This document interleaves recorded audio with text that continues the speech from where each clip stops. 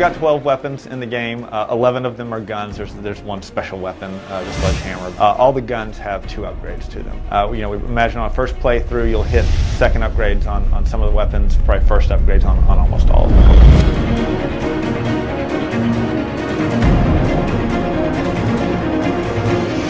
It's really fun to blow stuff up, and the Magnum is a great example of that, where one of the upgrades is the tags that hit the wall, projectiles that stick on the wall that are explosive will split. Each one of them will have an explosive impulse. When you canvas an area with those, you'll see bodies fly, you'll see body parts fly. You know, it's a gore fest.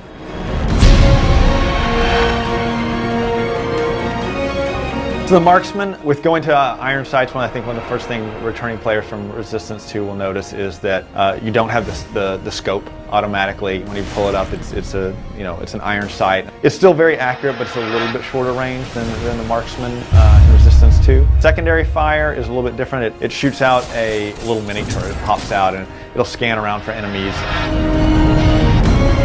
The carbine was an interesting weapon for Resistance 3. We actually said we were pulling the carbine. There's no chance the carbine is going to be in the game. We found that players play with the more exotic weapons tend to really like our game. The weapons are one of the things that we really hang our hat on, and I think the carbine in Resistance 1 and 2 was the kind of weapon that you could, if you wanted to, play through the bulk of the game just using that. At first we were like, no way this gun's making it. We're pulling that out. We're going to make them play with our exotic weapons. And then we went back and forth, and ultimately we got it back in the game. It was a difficult decision of whether or not to keep it or not.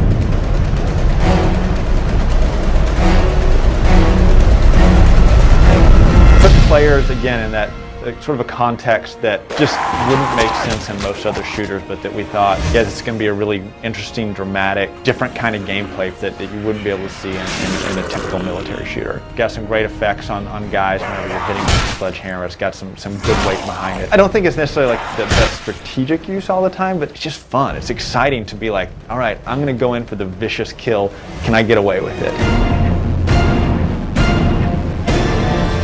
I think all of our weapons, we really are trying to hit the sweet spot of not just how are we going to make this a challenge, but how are we going to make this fun. That shotgun upgrade is, as you say, it's a game changer. The first upgrade, it sort of adds this incendiary flavor to the shotgun shells. The smaller guys like Grims and hybrids, usually with just one shot, you can set them aflame and watch them burn out.